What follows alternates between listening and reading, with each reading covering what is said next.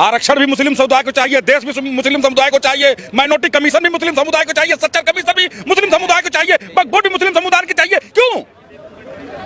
ये क्यों हो रहा है इस देश में? आपने एक देश ले लिया, उसके बाद वक्फ बोर्ड ले लिया, माइनॉरिटी कमीशन के नाम पर 5.5 लाख करोड़ रुपए मेरे देश के मेजोरिटी का पैसा, जो वैष्णो देवी मंदिर जितने हमारे मंदिरों का पैसा है 5.5 लाख करोड़ रुपए माइनॉरिटी को जाता है, वो माइनॉरिटी कमीशन के नाम पर, उसी सच्चर कमीशन के नाम पर माइनॉरिटी के बच्चों को 1-1 लाख रुपए दिया जाता है IAS बनने के लिए। क्यों? ये देश का हिंदू समाज पूछ रहा है क्यों हमारे साथ भेदभाव? क्यों? क्योंकि हम यादव हैं, ब्राह्मण है, बनिया है, दलित है, ठाकुर है, कुशवाहा है, पटेल है, इसके लिए हमारे बच्चों के हाथों में कटोरा दे दिया जा रहा है और उनको एक देश और उनके नाम पर देश का सारा खजाना लूटा दिया जा रहा है। क्यों? ये देश पूछ रहा है और इस देश के हिंदुओं को कहना चाहता हूं जो बटे हुए हैं, ये सत्य है कि जब बटे हो तो कटे हो और कटोगे। सर, वक्फ बोर्ड को जो है अपना हक मानते हैं मुस्लिम समुदाय, कहते हैं हमारा हक है, हमें मिलना चाहिए और हमेशा से मिलता है। अपना हक मानते हैं वो वक्फ बोर्ड को। उनका हक पाकिस्तान ले लिया है, अब उनका हक कहाँ है? 116 करोड़ हिंदू हैं यहाँ इस देश में, उनका हक कहाँ है? वो अपना हक मांग रहे हैं, हमारा हक दो ना, हमारा अधिकार दो ना।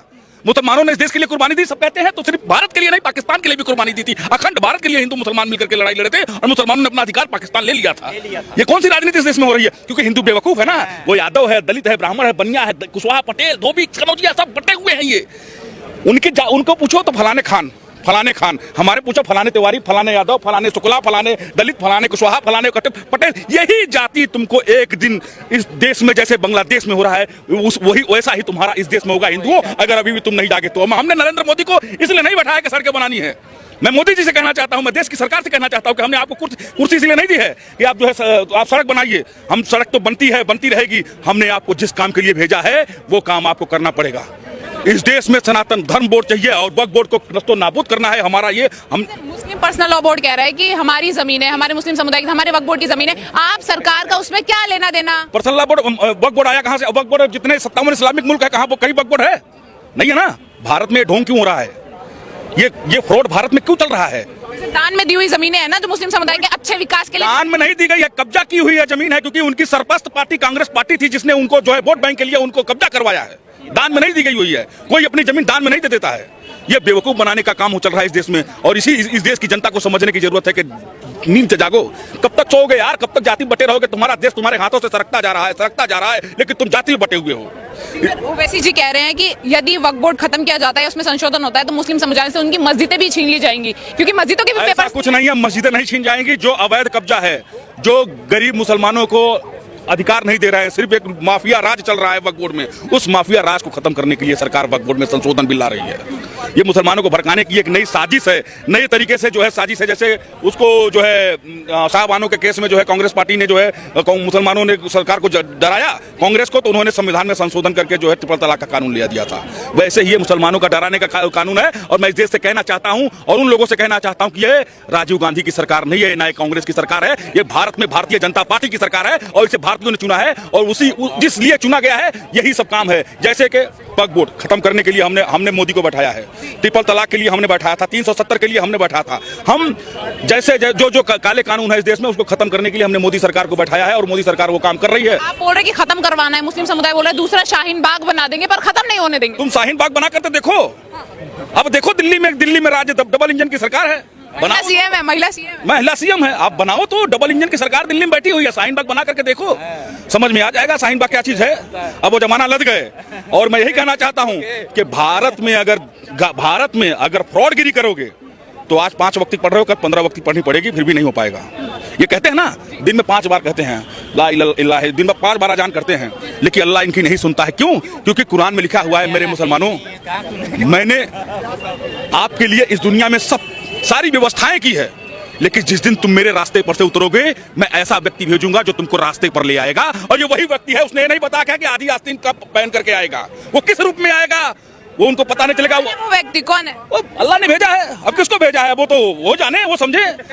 5 वक्त जो पढ़ रहे हैं, बार तो दिन में 5 वक्त पढ़ते हो ना, क्यों अल्लाह आपकी नहीं सुन रहा है? अल्लाह इसलिए नहीं सुन रहा है कि आप अल्लाह के प्रति ईमानदार नहीं हो, इसलिए अल्लाह आपकी नहीं सुन रहा है। वक्फ बोर्ड को खत्म नहीं होने देंगे, अपना धर्म बचाएंगे, वक्फ बोर्ड से उनका धर्म बचेगा। सर एक पत्रकार महोदय, मैं ये कह दूं, जो एक बड़ी सच्चाई, अगर वक्फ बोर्ड पे अंकुश नहीं लगाया जाए, वक्फ बोर्ड पे अगर अंकुश नहीं लगाया जाए तो एक बड़ी सच्चाई दुनिया के सामने आ जाएगी।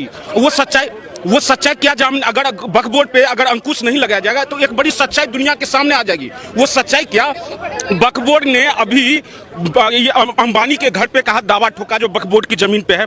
कुंभ मेला हुआ तो कहा जो ये क्या कहते हैं वक्फ बोर्ड की जमीन पर। अगर इस पे अंकुश नहीं लगाया गया तो आने वाले वक्त में कहीं ये ना कह दे जो जीबी रोड वक्फ बोर्ड की जमीन पे है।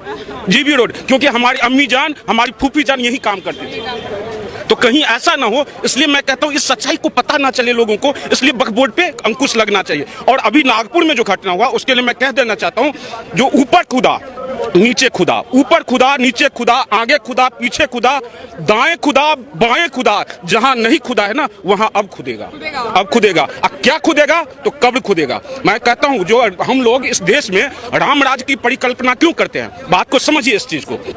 भगवान राम कितने भाई थे? 4 भाई।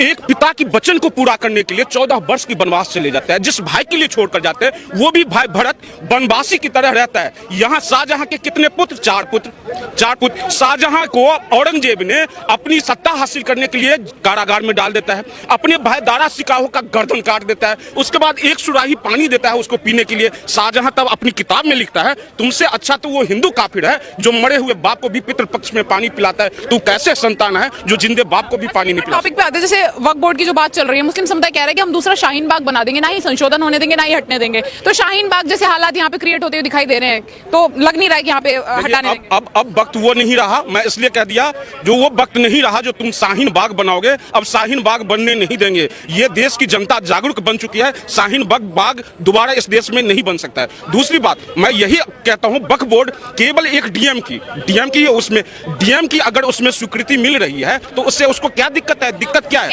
किसी गैर हिंदू का क्या लेना देना। अब यही देखिए, यही दोगलापंथी देखिए। जब कुंभ मेला हो रहा था, कह रहा है यहाँ पे क्या कहते हैं मुसलमानों की एंट्री क्यों नहीं होगी। लेकिन अगर वक्फ बोर्ड में कोई हिंदू आ जाए तो इससे इनको परेशानी है। इनकी दोगलापंथी देखिए। जो देश में अगर रोहिंग्या आ जाए इससे स्वीकार है, जो ये बाहरी लोग है रोहिंग्या आकर इस देश में बस जाए ये स्वीकार है। लेकिन वक्फ बोर्ड में कोई गैर मुसलमान मुस्लिम पर्सनल लॉ बोर्ड करे, हमारी जमीन है, मुस्लिम समुदाय उसका कुछ भी करे, सरकार को क्या लेना देना। एक चीज देखिए, वक्फ बोर्ड के पास जो संपत्ति है उस संपत्ति का भला हिंदू को तो छोड़ दीजिए, किसी मुसलमान का अगर कोई एक पैसा का भला हुआ हो तो आप बता दीजिए। 40,000 आपको पता होगा जो आंकड़ा मैं बता दूं, 40,000 पेंडिंग केस है वक्फ बोर्ड के खिलाफ। और उसमें से 10,000 पेंडिंग किसका है? मुसलमानों का है। मुसलमान भी लोग कहता है जो वक्फ बोर्ड ने हमारी संपत्ति पर कब्जा करके बैठा हुआ है। और एक शादी किया हो, किसी मुसलमान का भला किया हो, किसी गरीब मुसलमान का अगर कोई भला किया हो तो आप बता दीजिए। ऐसा तो नहीं हुआ ना। मैं कहता हूं जब इस देश में कोरोना काल चल रहा था, उस कोरोना काल में सोमनाथ मंदिर ने दान दिया, माता वैष्णो देवी श्राइन बोर्ड ने दान दिया था, अक्षरधाम टेम्पल ने दान दिया था। क्या वक्फ बोर्ड ने एक पैसा का दान दिया? नहीं दिया।